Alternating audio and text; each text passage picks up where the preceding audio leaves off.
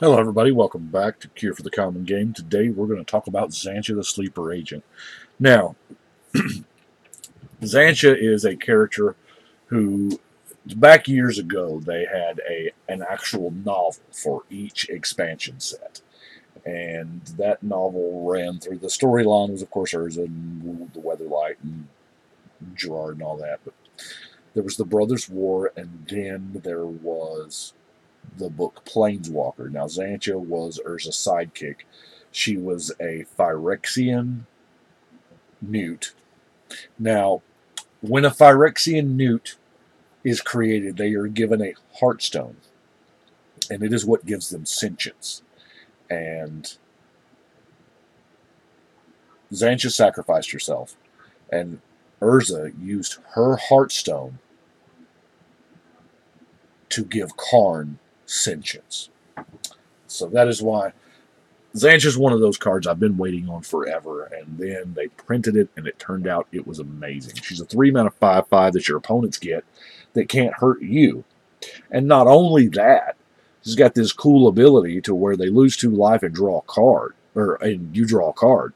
So we have a general, an aggro general who has to attack a 3-mana 5/5 that's going to swing every turn, not at me, and it's a general that has card draw and the ability for anybody at the table to kill her. Now, there are some decks that produce a ton of mana who can actually take advantage of this, and that's why we have so much removal in the deck to make sure that does not happen. Now, there are many different ways to build her. All of the black and the red mana doublers first comes to mind, but I wanted to do something a little more fitting for Xantcha. Since she is a character I've been waiting on. She is Phyrexian, okay? Yes, she's a Phyrexian turned good guy, but still, at the heart, she's Phyrexian. So let's talk about some artifacts. First off, we are playing with Rakdos, so I wanted to. Well, the very first card I put in the deck was, of course, Heartstone, because it fit thematically and it makes her ability cost 2 instead of 3. So, now granted, this Heartstone does work on every creature ability, so there may be a corner case out there that we don't see, and your opponent goes, well, hey, look, I can do this for the. Yeah. Those situations happen. But let's go through our ramp / fixing first, which there's a bunch of it. Of course, we have a Soul Ring, Mind Stone, Charcoal Diamond, that Vessel of Endless Rest I keep forgetting about, the Talisman, Commander Sphere, Kolaghan's Monument, Cold Steel Heart, Prismatic Lens, Hedron Archive, Dreamstone Hedron, Seer's Lantern, Manalith, Worn Power Stone. See, I told you there was a bunch. Vanefire Border Post, Mana Prism, Voltaic Key. That's right, I do have Voltaic Key listed in here as mana ramp, because let's face it, that's what it is. I mean, it does have other applications like, the Lux Cannon, but if we're doing that, we're probably just killing time till we draw something. But I also am running Mana Geyser because it is amazing at 5 mana. This is a card you actually don't want to be any cheaper. You want this to cost 5 mana because on turn 5, there's a good chance this is going to net you an insane amount of mana. It's definitely going to get you more than you paid for it. Now, let's look at creatures. First and foremost, we are running heavy artifacts, so I had to throw in the Magus of the Golem to give all your artifact creatures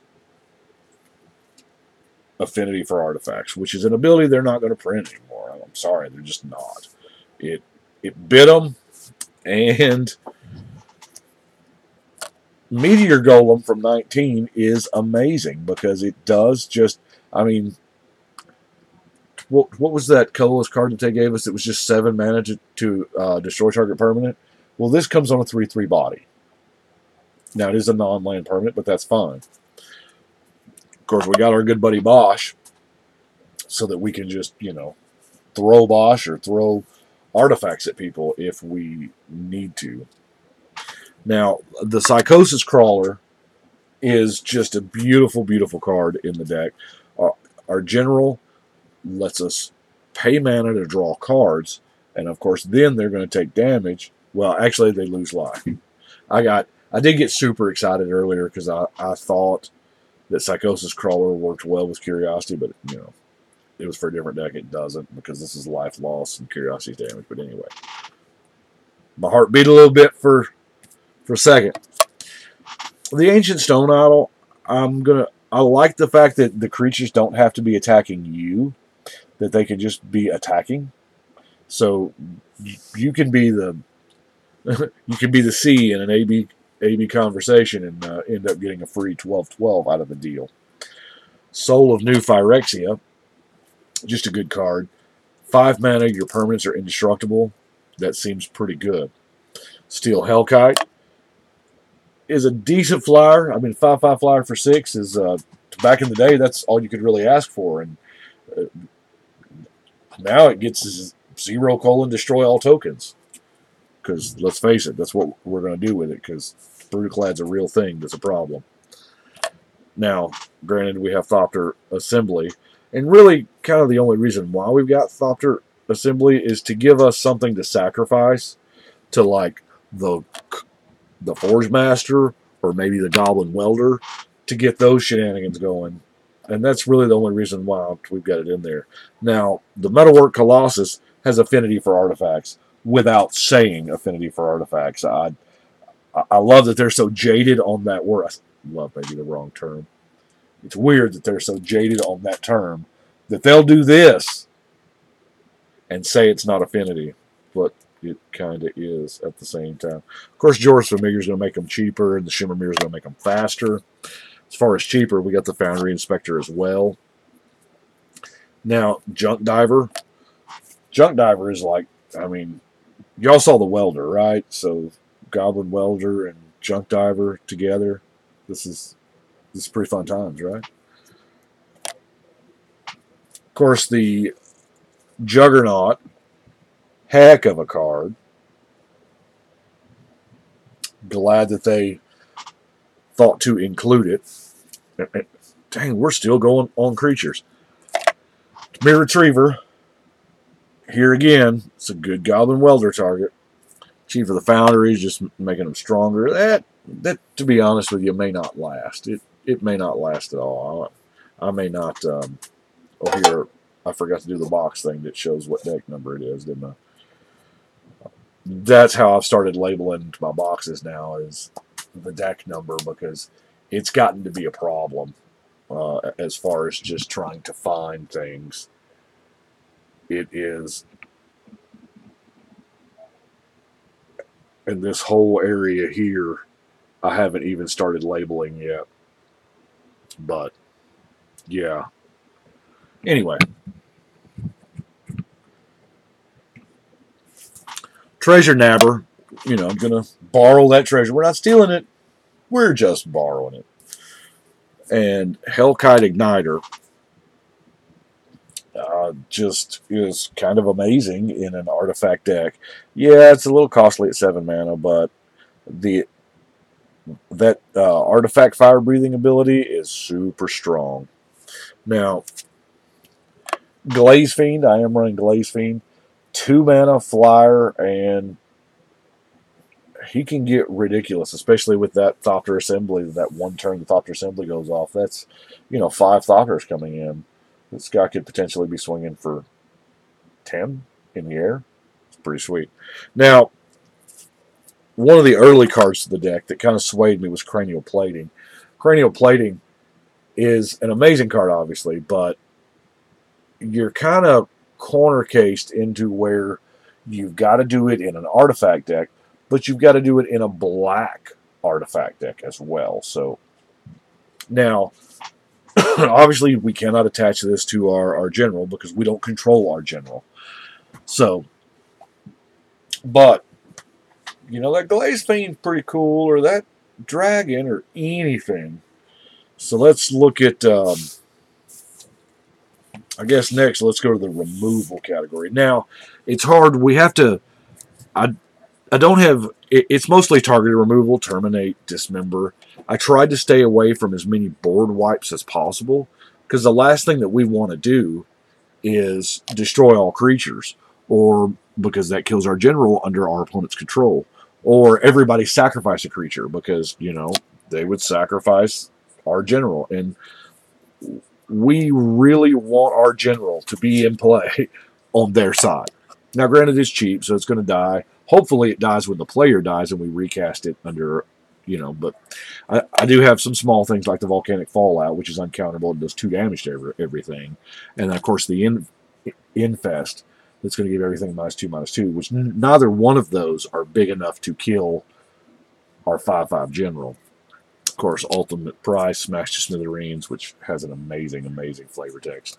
And Burnout, because y'all know I'm running scared of Sea Rift. Because Cyclonic Rift is the best card, probably in the format. It's like $21 now. But, hey, it also hits, every other blue instant out there. By the way, this has been reworded to instant now. But Cyclonic Rift. Let's get real. That's why it's in there. Now, Wildfire. We have a lot of artifact mana, and this is kind of why, because when I first decided to do the artifact theme and I was going through all that artifact mana, I was like, wow, this is looking an awful lot like a Wildfire deck. You know what? Wildfire's not bad.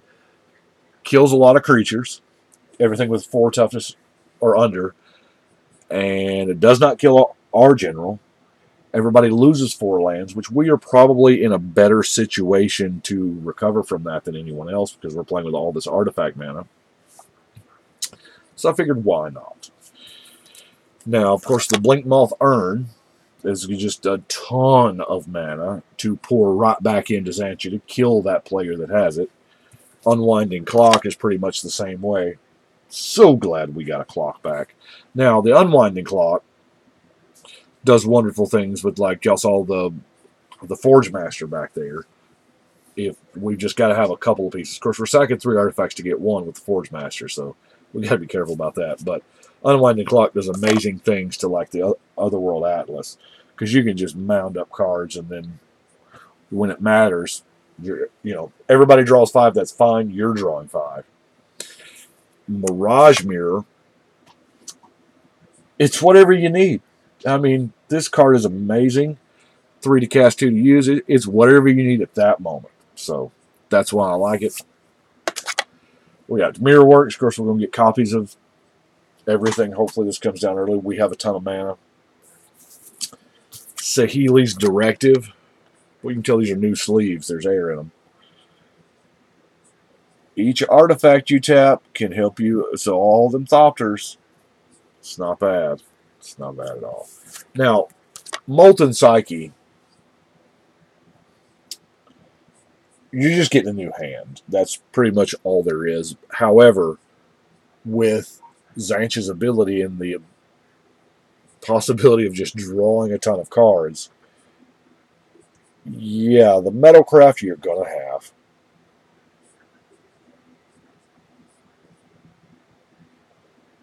They're going to take some damage. I mean, this is a real card. This can take people out of the game, especially if somebody is abusing your Xantcha. Now, the last 2 cards are probably a little. Now, Xantcha's a 5/5. She costs 3 mana, so let's get back to that. She has to attack every turn. Wouldn't it be cool if she had Infect? She is Phyrexian after all. Wow. Now, granted, the Glistening Oil is not the most amazing of the 2. The Phyrexian is probably a little better because it doesn't shrink her. But, man. You're giving your opponent, a bazooka, and then you're giving them poison tip bullets. So, I don't know. Phyrexian and Glistening Oil, I like glistening oil, though, because glistening oil comes back to your hand. To give Xantcha Infect, I think that's exactly what I want to do, and it is probably the most Phyrexian thing I can think of. That is where I went with Sancha, which is in a completely and totally different direction than everybody else did, I'm sure, because of just there's the Vorthos part of me that just takes over sometimes, and I just can't control it. But anyway, proud to see Xantcha. By the way, as far as all of those 17, 18 novels that they did per set on that storyline, Planeswalker was the hardest read ever. Oh my gosh, it was so boring. It was not epic, or it was Urza and Xantcha traveling and studying. It was weird. Hard read, but you had to in order to keep the, story alive. Do appreciate y'all watching. Y'all let me know what you think. I think right now we're going to shuffle and cut.